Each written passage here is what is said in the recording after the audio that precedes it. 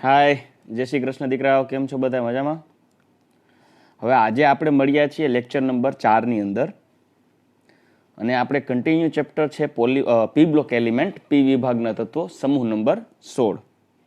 હવે આ સમૂહ નંબર 16ના ચેપ્ટરમાં એટલે કે પી બ્લોકમાં લાસ્ટ લેક્ચર નંબર 3માં આપણે જોઈ ગયા હતા ઓક્સિજન સમૂહના તત્વોની પ્રતિક્રિયાત્મકતા, રાસાયણિક પ્રતિક્રિયાત્મકતા અંગે. તેમાં હાઇડ્રોજન સાથેના સંયોજનો, ઓક્સિજન સાથેના સંયોજનો અને હેલોજન સાથેના સંયોજનોનો અભ્યાસ કરી ગયા. એક નજર નાખી લઈએ તો હાઇડ્રોજન સાથેના જે સંયોજનો આપણે જોઈ ગયા હતા તે હાઇડ્રોજન સાથેના સંયોજનોમાં ઉપરથી નીચે તરફ આવીએ તેમ OH, SH, SEH, TEH અને POH બંધ લંબાઈ વધતી જાય, બંધ ઉર્જા ઘટતી જાય, હાઇડ્રોજન મુક્ત થવાની વૃત્તિ વધે, એટલે એસિડિક ગુણધર્મ વધે, રિડક્શન કરતા ગુણધર્મ વધે. આ ઉપરાંત H2O માં ઉત્કલન બિંદુ અને ગલન બિંદુ અનુવર્તી અન્ય તત્વોના હાઇડ્રાઇડ કરતાં વધારે છે, કેમ કે તેમાં H2Oમાં હાઇડ્રોજન બંધ છે. એટલે જે ઉત્કલન બિંદુનો ક્રમ આપણે જોઈ ગયા હતા એ એવો હતો, H2O સૌથી વધારે, પછી H2TE, H2SE, H2S અને H2O. ત્યારબાદ ઓક્સાઇડ સંયોજનોની ચર્ચા કરી ગયા તો તે MO2 અને MO3 પ્રકારના ઓક્સાઇડ બનાવે. ઉપરથી નીચે તરફ જાવ તેમ ઉષ્મીય સ્થાયીતા ઘટે, ઓક્સિડેશન કરતા ગુણધર્મ વધે, જેમાં ઓઝોન O3 એ ઓક્સિજનનું અપરૂપ છે અને SO2 બે વાયુ, જ્યારે બાકીના ACO2, TeO2 અને POO2 છે એ ઘન સ્વરૂપે હતા. SO2 રિડક્શન કરતા, TeO2 છે એ ઓક્સિડેશન કરતા. આ દરેક ઓક્સાઇડ સ્વભાવે એસિડિક છે, પરંતુ ઉપરથી નીચે તરફ જતા ધાતુ ગુણધર્મ વધતો હોવાથી તેમના ઓક્સાઇડની એસિડિકતામાં ઘટાડો થતો હતો. MO3 પ્રકારના ગુણધર્મો પણ સમાન હતી. ઉપરથી નીચે તરફ ઉષ્મીય સ્થાયીતા ઘટે, દરેક તત્વો એસિડિક તત્વના oxide SO3, SeO3, TeO3 acidic હતા, પરંતુ ઉપરથી નીચે તરફ આવીએ તેમ તેની એસિડિકતામાં ઘટાડો થયો હતો. ત્યારબાદ આપણે અભ્યાસ કરી ગયા હતા તેના હેલાઇડ સંયોજનો, જેમાં EX6, EX4 અને EX2 પ્રકારના હેલાઇડ બનાવે, જેમાં ફ્લોરાઇડ, ક્લોરાઇડ, બ્રોમાઇડ, આયોડાઇડ તરફ જઈએ તેમ તેની ઉષ્મીય સ્થાયીતામાં ઘટાડો થતો હતો. EX6 પ્રકારના હેલાઇડ વિશે આપણે ચર્ચા કરી ગયા હતા ને, તે પૈકી માત્ર હેક્ઝાફ્લોરાઇડ જ સ્થાયી હતું અને એ હેક્ઝાઇડ ફ્લોરાઇડ સંયોજનો વાયુ સ્વરૂપે હોય છે, જે sp3d2 સંકરણ ધરાવે, ને તે પૈકી બધા અષ્ટફલકીય રચના ધરાવે છે. SF6 સૌથી વધારે સ્થાયી હેક્ઝાફ્લોરાઇડ હતો, જેનો આકાર હતો અષ્ટફલકીય. ત્યારબાદ આપણે ચર્ચા કરીએ તો XeF4 ટેટ્રાફ્લોરાઇડ સંયોજનોમાં SF4 વાયુ, SeF4 પ્રવાહી અને TeF4 ઘન હતું. sp3d સંકરણ બતાવે, જેમાં ઇલેક્ટ્રોન રચનાની ગોઠવણી કરી. ઇલેક્ટ્રોનની ગોઠવણી ત્રિકોણીય દ્વિપિરામિડલ હતું, પરંતુ અણુનું બંધારણ હતું ચીચવો, સીસો. આ ઉપરાંત EX2 ની વાત કરીએ તો તેમાં sp3 સંકરણ જોવા મળે છે અને કોણીય આકાર ધરાવે છે, અને ઇલેક્ટ્રોન રચનાની ગોઠવણી છે, ઇલેક્ટ્રોન યુગ્મોની ગોઠવણી છે, તે ચતુષ્ફલકીય છે. રેડી? તો આગળ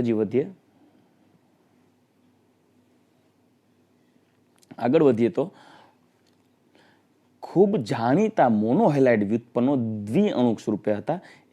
S2F2, S2Cl2, S2Br2, Ac2Cl2, Ac2Br2, જેનું ગરમ કરવાથી ઉષ્મીય વિઘટનથી વિસમીકરણની પ્રક્રિયા દ્વારા Ac2Cl2નું ઉદાહરણ લઈએ તો તેના વિસમીકરણથી ACCl4 એટલે સેલેનિયમ ટેટ્રાક્લોરાઇડ બને અને 3Se દૂર થાય, એટલે અહીં +1 ઓક્સિડેશનાંકમાંથી +4 ઓક્સિડેશનાંક દ્વારા ઓક્સિડેશન અને +1માંથી 0 દ્વારા રિડક્શન, વિસમીકરણ પ્રક્રિયા હતી.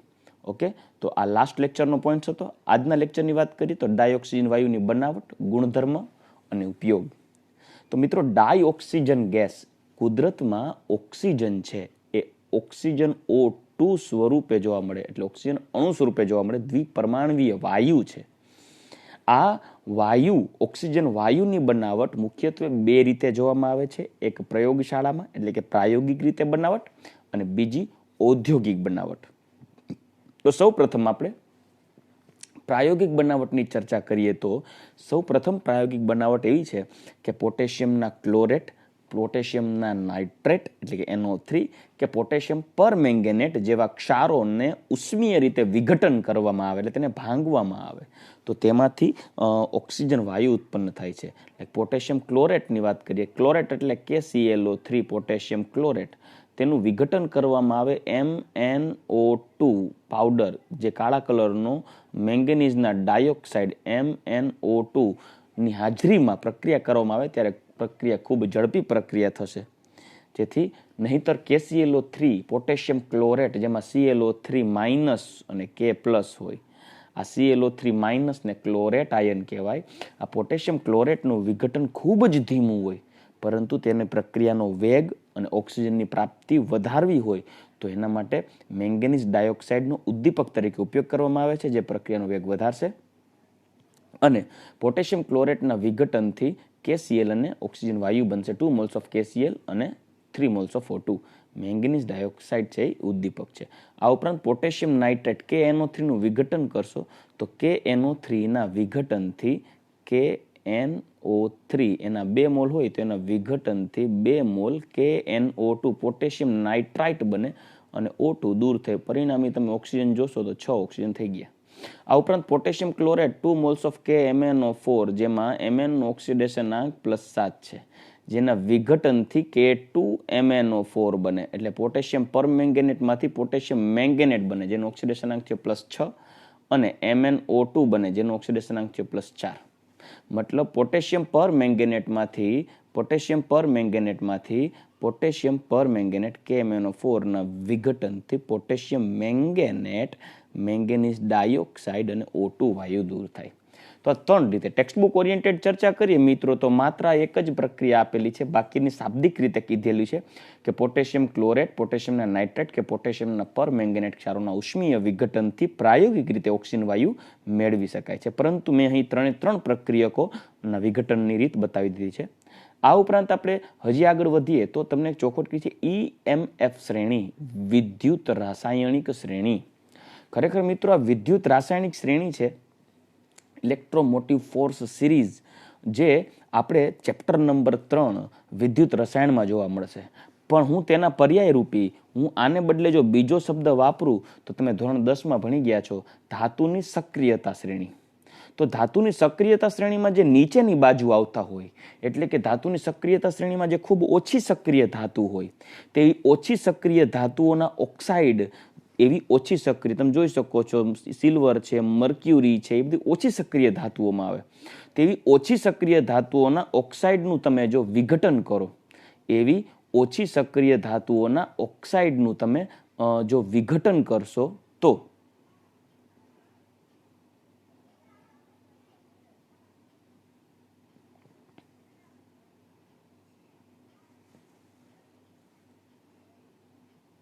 એવી ઓછી સક્રિય ધાતુઓના ઓક્સાઇડનું તમે વિઘટન કરો તો સિલ્વર, મર્ક્યુરી આ ઓછી સક્રિય ધાતુઓ છે. આવી ઓછી સક્રિય ધાતુના ઓક્સાઇડનું વિઘટન કરો એટલે ધાતુ મૂળભૂત સ્વરૂપે પ્રાપ્ત થઈ જશે અને ઓક્સિજન વાયુ દૂર થશે. આ ઉપરાંત કેટલાક ઉચ્ચતર ઓક્સાઇડ એટલે લાઈક PbO છે, તો એ લેડ ઓક્સાઇડ છે, જેમાં Pb+2 હોય, જે સ્થાયી હોય. પરંતુ તેનો ઉચ્ચતર ઓક્સાઇડ છે PbO2 એટલે પ્લમ્બિક ઓક્સાઇડ, અને Pb3O4 પ્લમ્બિક ઓક્સાઇડ. તો આવા ઉચ્ચતર ઓક્સાઇડ કે જેમાં એનો ઓક્સિડેશનાંક +4 અને +8/3 છે, તો આવા ઉચ્ચતર ઓક્સાઇડોના વિઘટનથી પણ ન્યૂનતમ ઓક્સાઇડ પ્રાપ્ત થાય, એટલે ન્યૂનતમ ઓક્સાઇડ આવા પ્રાપ્ત થશે અને ઓક્સિજન વાયુ દૂર થશે. તો વિદ્યુત રાસાયણિક શ્રેણીમાં નીચેની ધાતુઓના ઓક્સાઇડ સંયોજનો તથા કેટલીક ધાતુઓના ઉચ્ચતર ઓક્સાઇડના ઉષ્મીય વિઘટન દ્વારા ડાયોક્સિજન વાયુ મળે છે. એટલે કે સક્રિયતા શ્રેણીમાં નીચેની તરફ આવતું હોય તેવા ઓક્સાઇડના વિઘટનથી ધાતુ મળે અને ઓક્સિજન વાયુ બને. આ ઉપરાંત ઉચ્ચતર ઓક્સાઇડ એટલે જેના ઓક્સાઇડમાં રહેલા ઓક્સિજનના ઘટકોની સંખ્યા વધારે હોય, તે વિઘટનથી ન્યૂનતમ ઓક્સાઇડ જો PbOમાં રૂપાંતર થઈ ગયું, કેમ કે PbOનો ઉચ્ચતર ઓક્સાઇડ છે PbO2, પ્લમ્બસ ઓક્સાઇડ કરતા ઉચ્ચતર ઓક્સાઇડ છે પ્લમ્બિક ઓક્સાઇડ અને પ્લમ્બિક ઓક્સાઇડ. તો તે ઉચ્ચતર ઓક્સાઇડના વિઘટનથી ન્યૂનતમ ઓક્સાઇડ PbO બને અને ઓક્સિજન વાયુ દૂર થશે. આ ઉપરાંત પ્રાયોગિક રીત પણ હજી એક ત્રીજી પ્રાયોગિક રીત છે, એ છે H2O2 હાઇડ્રોજન પેરોક્સાઇડના વિઘટનથી. મિત્રો હાઇડ્રોજન પેરોક્સાઇડનું તમે વિઘટન કરશો એટલે 2H2O2 એનું તમે વિઘટન કરો એટલે 2H2O બને અને ઓક્સિજન વાયુ દૂર થાય. આ પ્રક્રિયા MnO2 પાવડર અથવા તો અત્યંત સૂક્ષ્મ વિભાજિત ધાતુ એટલે કે બારીક પાવડર કરેલી, કેમ કે જેમ ધાતુનો બારીક પાવડર સ્વરૂપ હોય તેમ તેમ તેનો ઉદ્દીપકીય ગુણધર્મ વધારે સારો, કારણ કે તેની સંપર્ક સપાટીનું ક્ષેત્રફળ વધે એટલે પ્રક્રિયાની સક્રિયતા વધે. ઉદ્દીપકીય એટલે કાં તો તમે બારીક પાવડર જેમ કે મેંગેનીઝ ધાતુનો પણ ઉપયોગ કરી શકો, એટલે તમે કહી શકો કે અહીં ઉદ્દીપક તરીકે MnO2 અથવા ધાતુ પાવડર એટલે કે સૂક્ષ્મ વિભાજિત ધાતુઓનો ઉપયોગ કરી શકાય. H2O2ના વિઘટનથી H2O અને O2 પ્રાપ્ત થશે. તો મિત્રો આપણે 3 પ્રક્રિયા જોઈ ગયા. બનાવટ કઈ?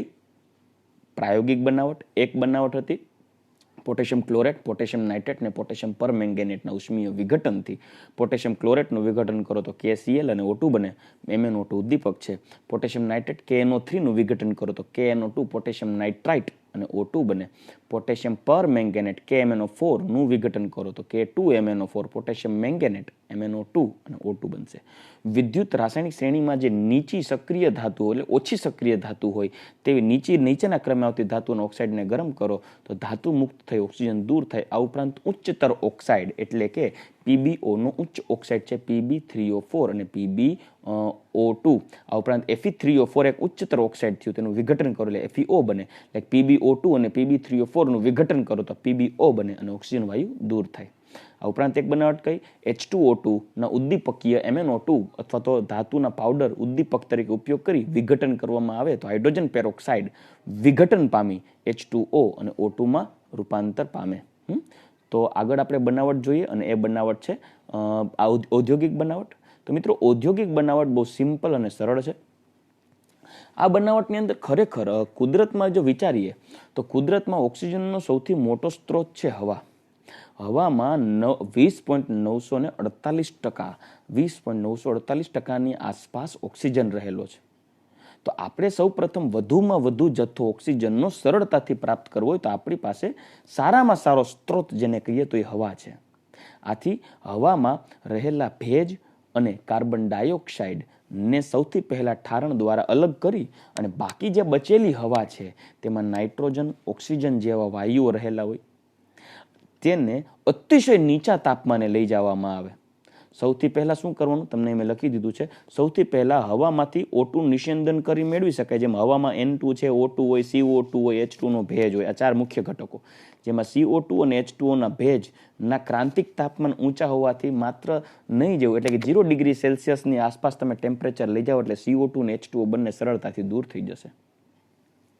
ત્યારબાદ હજી પુનઃ 90 કેલ્વિન, મિત્રો 90 કેલ્વિન એટલે ખૂબ નીચું તાપમાન છે. 90 કેલ્વિન એટલે હવે 90 કેલ્વિન એટલે ખૂબ નીચું તાપમાન.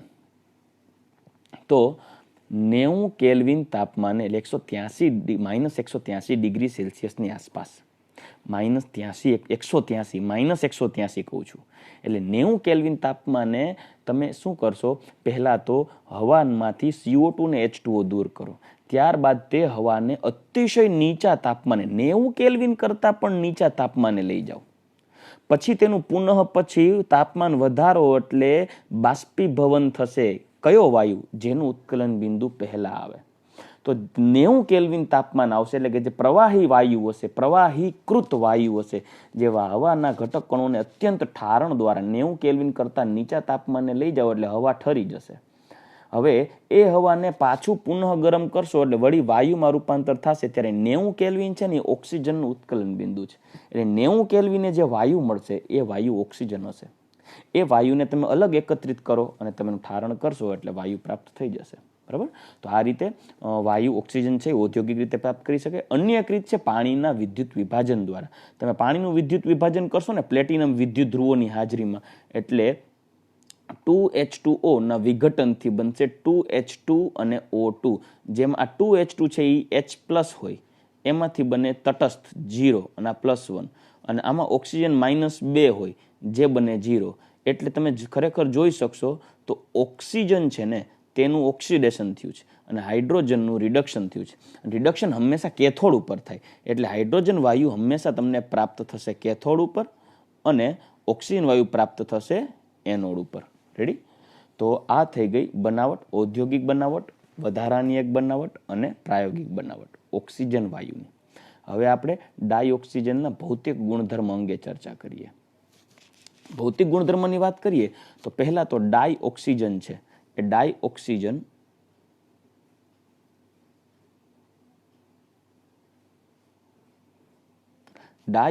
છે O2 દ્રંગવિહીન વાસવિહીન વાયુ છે, દ્વિપરમાણવી એટલે O2 છે. તે અધ્રુવીય વાયુ છે, કેમ કે ઓક્સિજન વચ્ચે દ્વિબંધ હોય, અધ્રુવીય વાયુ છે. અને અધ્રુવીય વાયુ હોય તે ધ્રુવીય દ્રાવકમાં સારો એવો દ્રાવ્ય થતો નથી. એટલે ડાયઓક્સિજન છે એ અધ્રુવીય વાયુ છે, જે 100 સેન્ટીમીટર ક્યુબ એટલે કે 100 ml પાણીમાં એ 3.08 ml એટલે કે 3.08 સેન્ટીમીટર ક્યુબ જેટલો જ ઓગળે. મતલબ 100 ml પાણીમાં માત્ર 3.08 ml ઓક્સિજન ઓગળે. ખરેખર આટલો દ્રાવ્યતા ખૂબ ઓછી કહેવાય, પરંતુ સમુદ્રી જીવો માટે, દરિયાઈ જીવો માટે જીવવા માટે એટલો ઓક્સિજન પર્યાપ્ત હોય છે, જે પાણીમાંથી મળી રહે છે. એટલે જલીય સૃષ્ટિ જીવી શકે. કેમ કે 100 ml પાણીમાં ખરેખર 293 કેલ્વિન તાપમાને, 293 કેલ્વિન ટેમ્પરેચરે, 293 કેલ્વિન તાપમાને એટલે કે 20 ડિગ્રી સેલ્સિયસ જેને કહેવાય, 293 કેલ્વિન તાપમાને 3.08 ml ઓક્સિજન એ 100 ml પાણીમાં દ્રાવ્ય થઈ શકે છે. ઓક્સિજનનું ઉત્કલન બિંદુ છે 90 કેલ્વિન અને ઠાર બિંદુ છે 55 કેલ્વિન. એટલે 90 કેલ્વિનથી નીચા તાપમાને O2 પ્રવાહી હોય, 90 કેલ્વિનથી ઊંચા તાપમાને વાયુ હોય અને 55 કેલ્વિનથી નીચા તાપમાને ઓક્સિજન ઘન હોય છે. ઓક્સિજનના મુખ્યત્વે 3 સમસ્થાનિકો છે મિત્રો. ઓક્સિજનના 3 સમસ્થાનિકો છે. 3 સમસ્થાનિકો તમને દર્શાવ્યા છે. એક ઓક્સિજન 16, 17, 18 જે અહીંયાનો પરમાણુ ભાર છે. 16 પરમાણુ ભાર, 17 અને 18 ગ્રામ પ્રતિ મોલ પરમાણુ ભાર ધરાવતા 3 ઓક્સિજનો, જે પૈકી સૌથી વધુ પ્રમાણ ધરાવે છે O16. આ ઉપરાંત O2માં બેકી સંખ્યામાં ઓક્સિજન છે, કેમ કે 8 ઓક્સિજન છે. સંયોજકતા બંધનવાદ, વીબી થિયરી, પરમાણુ બંધારણ, રાસાયણિક બંધન અને અણુ રચના ચેપ્ટરની અંદર આપણે જ્યારે સંયોજકતા બંધનવાદ ભણીએ ને, ત્યારે સંયોજકતા બંધનવાદ એવું કહે છે કે ભાઈ ઓક્સિજનમાં 8 ઇલેક્ટ્રોન હોવાથી 4 જોડી બની જાય, એથી ઓક્સિજન પ્રતિચુંબકીય થઈ જાય. આવું સંયોજકતા બંધનવાદ કહે છે. પરંતુ સંયોજકતા બંધનવાદમાં મર્યાદા એ હતી કે એનું પ્રૂફ નહોતું. પ્રાયોગિક ધોરણે મોલેક્યુલર ઓર્બિટલ થિયરી, આણવીય કક્ષકવાદ એ ઇલેક્ટ્રોન રચના, યાદ હોય તો મિત્રો ઉર્જા આરેખ વાળો પોઈન્ટ, આમ ઉર્જા આરેખ હોય, પછી sigma 1, sigma star 1, sigma 2s, sigma star 2s આવા ટોપિક જોઈ ગયા હતા આપણે. તો ઉર્જા આરેખમાં આણવીય કક્ષકવાદ અનુસાર O2 અણુ ની ઇલેક્ટ્રોન રચના ગોઠવીએ તો મેં કાઉન્સમાં નીચે બતાવી દીધું છે. સિગ્મા 1s2 16 ઇલેક્ટ્રોન થાય O2માં, 8 ને 8 16. Sigma star 1s2, sigma 2s2, sigma star 2s2, sigma 2pz2, પાઈ 2px2, પાઈ 2py2, ટોટલ 14 ઇલેક્ટ્રોન થઈ ગયા. પછી પાઈ સ્ટાર 2px1 ને પાઈ સ્ટાર 2py1. એટલે મિત્રો તમે જોઈ શકો છો કે અહીંયા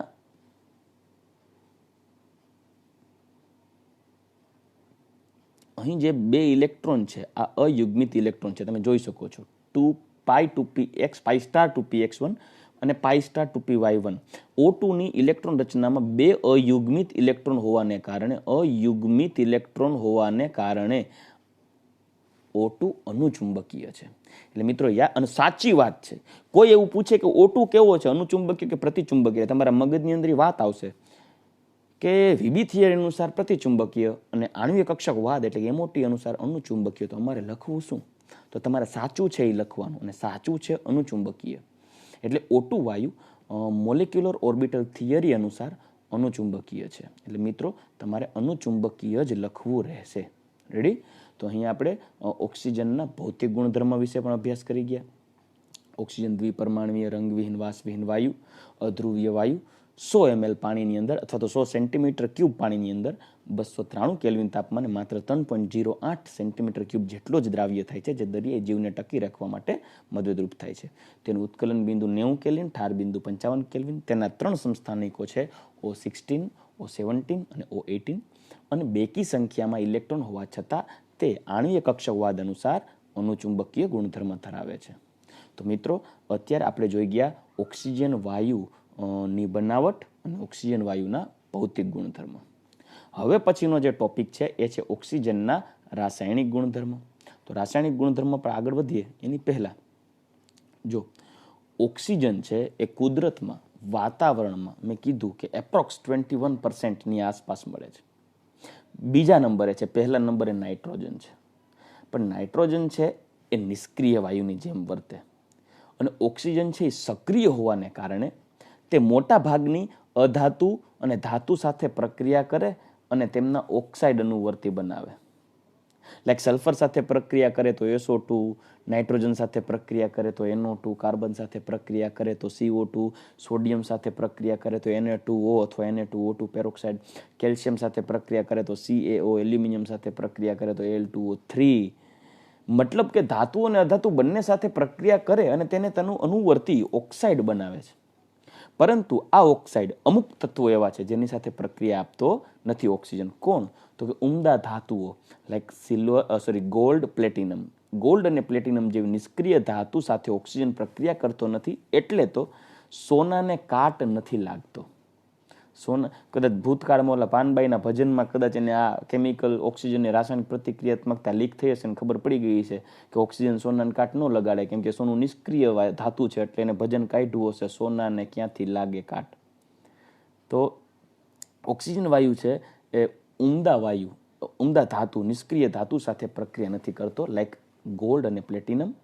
અને ઉમદા વાયુઓ like helium, neon, argon, krypton મોટા ભાગની કેટલીક ઉમદા વાયુઓ સાથે પ્રક્રિયા ન કરે. બાકી ઝેનોન સાથે ઓક્સિજન પ્રક્રિયા કરી અને ઝેનોનના સંયોજનો બનાવ્યો. ઝેનોન નિષ્ક્રિય વાયુ ભલે રહ્યો પણ XeO3 પ્રકારના ઝેનોનના ટ્રાયોક્સાઇડ બને છે. એટલે ચોખવટ કરી છે કે કેટલાક ઉમદા વાયુઓ સિવાય લગભગ બધી ધાતુઓ અને અધાતુ સાથે અનુવર્તી ઓક્સાઇડ બનાવે. એટલે ઓક્સિજન વાયુ છે ને એ AU અને PT જેવી નિષ્ક્રિય ધાતુ અને કેટલાક ઉમદા વાયુ કોણ? Helium, neon, argon, krypton. આની સાથે ઓક્સિજન પ્રક્રિયા નહીં કરે પણ ઝેનોન સાથે ઓક્સિજન પ્રક્રિયા કરશે. એટલે ઝેનોન ઉમદા વાયુ હોવા છતાં એની હારે પ્રક્રિયા કરે, તેમને ઓક્સાઇડ બનાવે. આ ઉપરાંત કેટલાક ધાતુઓ અને અધાતુ સાથે પ્રક્રિયા કરી તેના અનુવર્તી ઓક્સાઇડ બનાવે. બીજી વસ્તુ મિત્રો, ઓક્સિજન છે ને ખૂબ સક્રિય છે અને સક્રિય હોવાને કારણે કોઈ પણ ધાતુ કે અધાતુ સાથે ત્વરિત પ્રક્રિયા આપશે. ત્વરિત પ્રક્રિયા આપે ને તરત એની સાથે જોડાઈને સ્થાયી સંયોજન બનાવે. જો ઓક્સિજન છે એ ખૂબ સક્રિય વાયુ હોવાથી ધાતુ અને અધાતુ સાથે ઝડપથી ત્વરિત પ્રક્રિયા કરશે અને તેની હારે જોડાશે. હવે ત્વરિત પ્રક્રિયા કરીને તેની હારે જોડાય એટલે એ સ્થાયી બનશે ને, ત્યારે યાદ હોય તો થર્મોડાયનેમિક્સમાં આપણે જોઈ ગયા, તીવ્રતાથી જોડાઈને સ્થાયી બને ત્યારે મોટા ભાગની ઉષ્માક્ષેપક પ્રક્રિયાઓ હોય. મતલબ ઓક્સિજન છે ખૂબ સક્રિય હોય, ત્વરિત પ્રક્રિયા કરશે ધાતુ અને અધાતુ સાથે અને ઉષ્માક્ષેપક પ્રક્રિયા આપે છે. એટલે ઓક્સાઇડની રચના દરમિયાન ઉષ્મા ઉત્પન્ન થતી હોય છે. પરંતુ મેં તમને પહેલાંય કીધું હતું કે મિત્રો, દરેક ઉષ્માક્ષેપક પ્રક્રિયાનો મતલબ એવો નથી હોતો કે કોઈ પણ બે પ્રક્રિયકને ભેગા કરો એટલે નિપજ બની જ જાય અને ઉર્જા મળી જ જાય. કોઈ પણ બિઝનેસ સ્ટાર્ટ કરીએ ત્યારે વર્ષને અંતે બિઝનેસ છે એ નફો જ આપે છે, ઉષ્માક્ષેપક જ છે, એ રૂપિયાઓ ક્ષેપન કરે, પૈસાનું ક્ષેપન કરે, એટલે ઉર્જા ઉત્પન્ન કરે છે.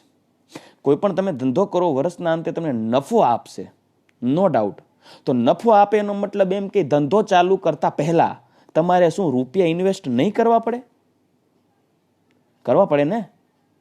એવું તો નથી હોતું કે સર અમે આ વર્ષના અંતે ધંધો છે એ રૂપિયા આપવાનું જ છે, નફો આપવાનો જ છે, તો અત્યારે રૂપિયા શું કરવાની ઇન્વેસ્ટ કરીએ?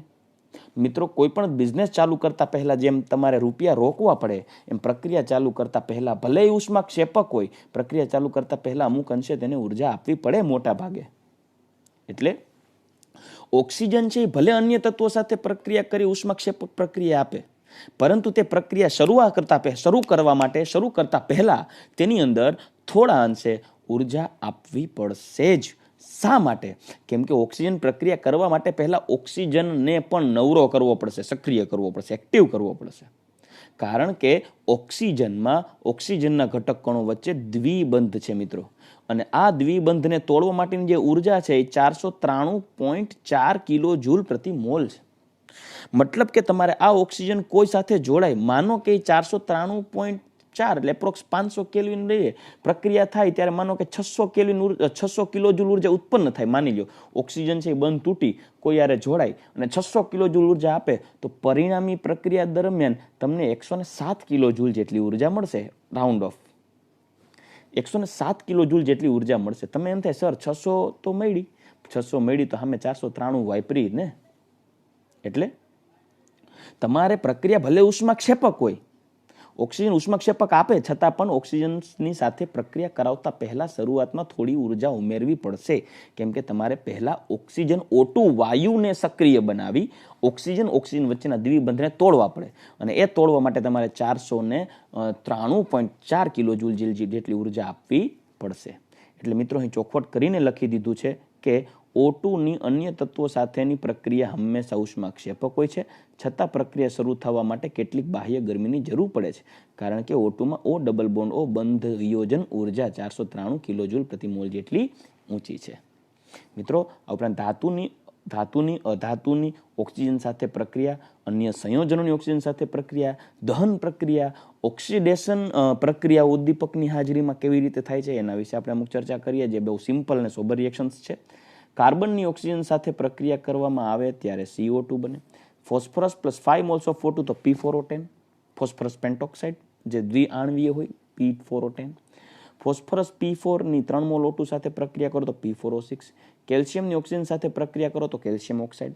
સોડિયમની ઓક્સિજન સાથે પ્રક્રિયા કરો તો Na2O, કેમ કે સોડિયમ +1 હોય એટલે આ +2 થાય, ઓક્સિજન -2, 2 Na.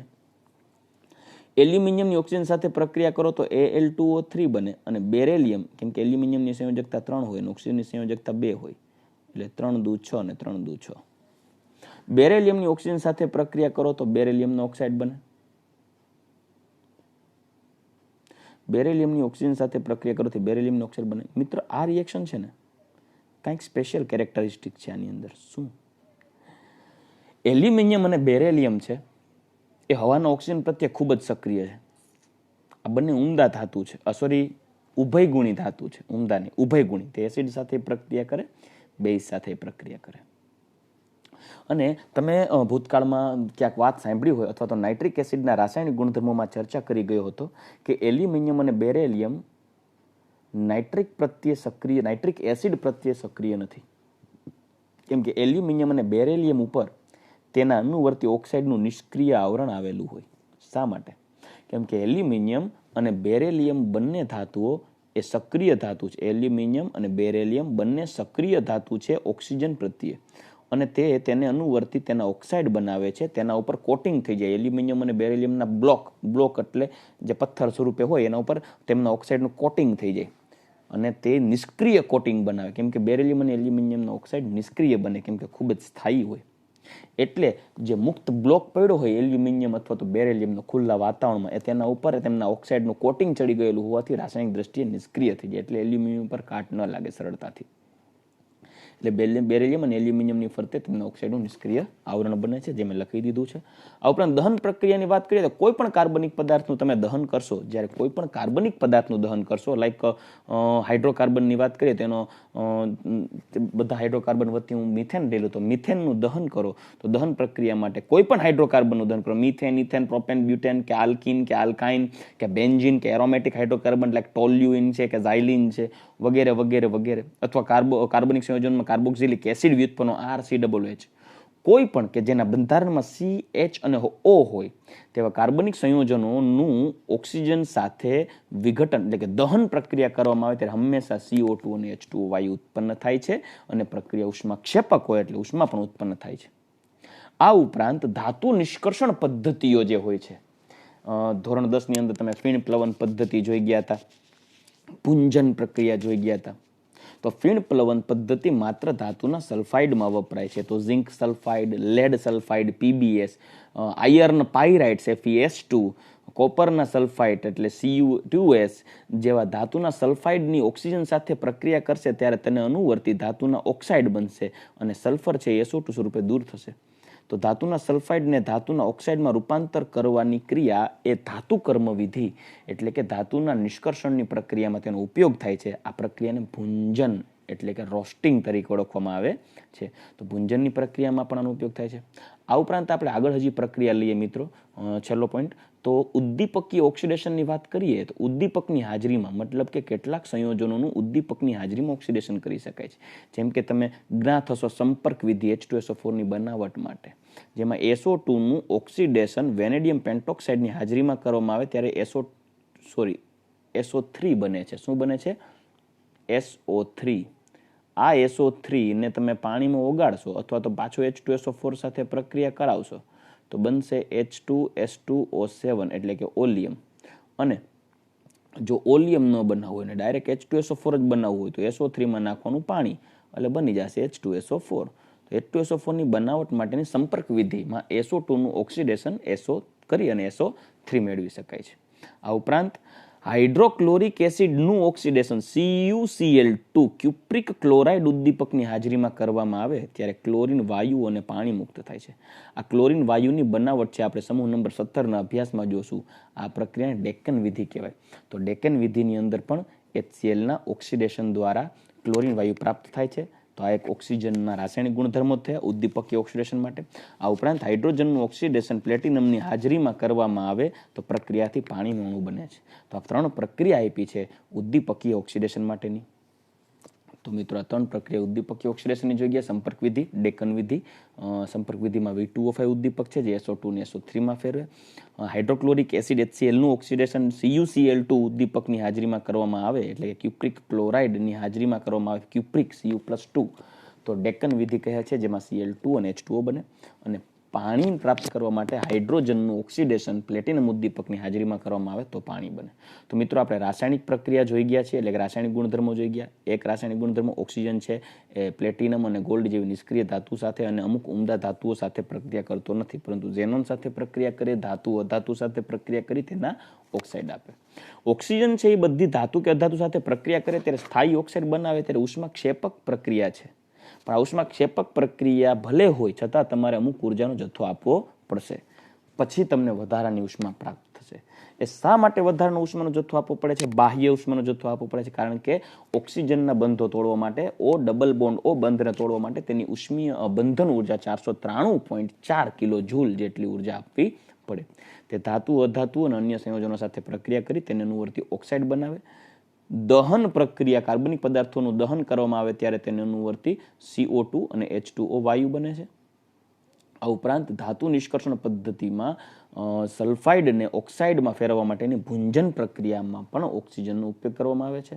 આ ઉપરાંત ઉદ્દીપકીય ઓક્સિડેશન ક્રિયાઓમાં સંપર્ક વિધિમાં V2O5 ઉદ્દીપકની હાજરીમાં SO3 બનશે SO2માંથી.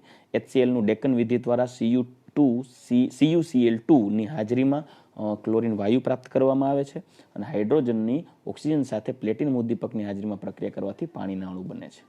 મિત્રો આજનો લાસ્ટ ટોપિક જોઈએ ડાયઓક્સિજન વાયુની ઉપયોગિતા. તો ડાયઓક્સિજન વાયુ સ્પેશિયલી જો શ્વસન માટે ઉપયોગી છે એ તો નેચરલ છે. કુદરત આપણને શ્વસન માટે ઓક્સિજન વાયુ ગોડ ગિફ્ટ છે આપણી માટે. પરંતુ મરજીવાઓ, પર્વતારોહકો, મરજીવા એટલે જે દરિયા મૂંડી ડૂબકી મારે, સ્કુબા ડાઇવર્સ જેને કહેવાય, પર્વતારોહકો, દર્દીઓ જે પેશન્ટ હોય મતલબ વેન્ટિલેટરમાં હોય તેના શ્વસન માટે ઓક્સિજનના સિલિન્ડરોની બનાવટમાં ઓક્સિજનનો ઉપયોગ થાય. આ ઉપરાંત ધાતુના ઉત્પાદનમાં મેં હમણાં આપણે જોઈ ગયા ભુંજન પ્રક્રિયા ધાતુના સલ્ફાઇડમાંથી ધાતુના ઓક્સાઇડમાં રૂપાંતર કરવા માટે તેનું ભુંજન કરવા માટે ધાતુના ઉત્પાદનમાં ઉપયોગી છે. સ્ટીલની બનાવટમાં તેમાં રહેલી અશુદ્ધિઓને દૂર કરવા માટે ઓક્સિજનનો ઉપયોગ ઓક્સિડાઇઝિંગ એજન્ટ તરીકે થાય છે. આ ઉપરાંત ગેસ વેલ્ડિંગ મિત્રો તમે જોયું વાહનોમાં કે ઓજારોમાં બે ધાતુના પોઈન્ટ પ્લેટ્સને જોઈન્ટ કરવા માટે ગેસ વેલ્ડિંગ અથવા તો ગેસ કટર જેને કહેવાય ધાતુની પ્લેટને કાપવા માટે પણ જે ગેસ વેલ્ડિંગ કે ગેસ કટરનો ઉપયોગ કરવામાં આવે છે તે ઓક્સી એસિટિલિન જ્યોત ધરાવે છે. ઓક્સી એસિટિલિન એટલે ઇથાઇન તેમાં એનું જે નોઝલ હોય કે જેમાંથી એ તમે મૂવીઝમાં ઘણીવાર જોયું હોય કે એક સ્પ્રે થતો હોય એક સીધી ફ્લેમ જનરેટ થતી હોય એ જે ફ્લેમ છે એ ઓક્સી એસિટિલિન જ્યોત હોય જેમાં એસિટિલિન ગેસ એટલે કે ઇથાઇન એસિટિલિન એટલે ઇથાઇન અને ઓક્સિજનની હાજરીમાં તેનું દહન કરીને પ્રચંડ ઉર્જા ઉત્પન્ન કરવામાં આવે છે. તેનાથી ધાતુ પણ કાપી શકાય છે. તો ઓક્સી એસિટિલિન જ્યોતમાં વેલ્ડિંગ અને ગેસ કટરમાં પણ ઉપયોગ થાય છે. આ ઉપરાંત બળતણોના દહનમાં મદદરૂપ થાય છે. અને તમે જોયું હશે સ્પેસ શટલ કે રોકેટ જ્યારે ઉપડે ત્યારે જમીનમાંથી સૌપ્રથમ તેને ઊંચે લઈ જવા માટે શરૂઆતમાં તીવ્ર ઉર્જા અને તીવ્ર વાયુના દબાણની જરૂર પડે છે. શરૂઆતમાં પ્રચંડ ઉર્જા ઉત્પન્ન કરવા માટે લિક્વિડ ઓક્સિજનની હાઇડ્રોજન સાથેનું મિશ્રણ કરવામાં આવે છે. હાઇડ્રોજન એટલે NH2 જેને હાઇડ્રોજન કહેવાય N2H4. હાઇડ્રોજનનું દહન ઓક્સિજન સાથે કરી લિક્વિડ ઓક્સિજન અને હાઇડ્રોજનના મિશ્રણનો ઉપયોગ કરી રોકેટમાં ઈંધણ તરીકે વાપરવામાં આવે ત્યારે જ્યારે રોકેટને ઉપર ચડવા માટે વિસ્મયજનક એટલે તીવ્ર પ્રચંડ અણધાર્યું દબાણ ઉત્પન્ન કરે છે, દબાણ પૂરું પાડે છે. તો આજના લેક્ચરમાં આપણે મિત્રો ઓક્સિજનની બનાવટ, ઓક્સિજનના ગુણધર્મો, ભૌતિક અને રાસાયણિક ગુણધર્મો અને ઓક્સિજનની ઉપયોગિતા અંગે ચર્ચા કરી ગયા. તો ફટાફટ એક નજર નાખીએ. ઓક્સિજનની બનાવટ બે રીતે, પ્રાયોગિક રીતે અને રાસાયણિક રીતે. ઔદ્યોગિક રીતે પ્રાયોગિક રીતે પોટેશિયમ ક્લોરેટ, પોટેશિયમ નાઇટ્રેટ અને પોટેશિયમ પરમેંગેનેટનું વિઘટન. આ ઉપરાંત ધાતુની સક્રિયતા શ્રેણીમાં નીચેની તરફ ઓછી સક્રિય ધાતુના ઓક્સાઇડના વિઘટન દ્વારા ઊંચા ઓક્સાઇડ એટલે કે પ્લમ્બિક ઓક્સાઇડ Pb3O4 કે PbO2 ના વિઘટનથી નીચા ઓક્સાઇડ એટલે કે PbO બને અને ઓક્સિજન વાયુ દૂર થાય. અને હાઇડ્રોજન પેરોક્સાઇડના ઉદ્દીપકીય MnO2 ઉદ્દીપની હાજરીમાં અથવા પાવડર કરેલી સૂક્ષ્મ વિભાજિત ધાતુ ઉદ્દીપકની હાજરીમાં H2O2ના વિઘટનથી H2O અને O2 બને છે. આ ઉપરાંત ઔદ્યોગિક બનાવટમાં ઓક્સિજન વાયુ મેળવવા માટે વાતાવરણમાંથી હવામાં CO2 અને H2Oના ભેજને દૂર કરી અતિશય ઠારણ કરી ત્યારબાદ નિસ્યંદન કરવામાં આવે છે. તો 90 કેલ્વિન તાપમાને ઓક્સિજન મળે છે. અન્ય રીત પણ છે, પાણીનું વિદ્યુત વિભાજન કરવામાં આવે ત્યારે કેથોડ ઉપર હાઇડ્રોજન અને એનોડ ઉપર ઓક્સિજન મળે છે. ભૌતિક ગુણધર્મો જોઈ ગયા. દ્વિપરમાણુિક, રંગવિહીન, વાસવિહીન, સ્વાદવિહીન વાયુ છે. અધ્રુવીય વાયુ છે. 100 ml પાણીમાં 3.08 ml જેટલો જ ઓક્સિજન દ્રાવ્ય થાય છે 293 કેલ્વિન તાપમાને. Boiling point 90 kelvin, melting point 55 kelvin અને 3 સમસ્થાનિક છે O16, O17, O18 અને MOT અનુસાર ઓક્સિજન વાયુ છે એ અનુચુંબકીય છે. રાસાયણિક ગુણધર્મની ચર્ચા કરીએ તો પ્લેટિનમ અને ગોલ્ડ સિવાય અને અમુક ઉમદા વાયુને છોડતા ઝેનોન સાથે ઉમદા વાયુ સાથે અને અન્ય ધાતુઓ સાથે પ્રક્રિયા કરી તેને અનુવર્તી ઓક્સાઇડ સંયોજન બનાવે છે. જેની રાસાયણિક પ્રક્રિયા આપેલી છે. દહન પ્રક્રિયાઓમાં, ધાતુના નિષ્કર્ષણની ભુંજન પ્રક્રિયાઓમાં પણ તેનો ઉપયોગ થાય છે. રાસાયણિક ગુણધર્મ છે.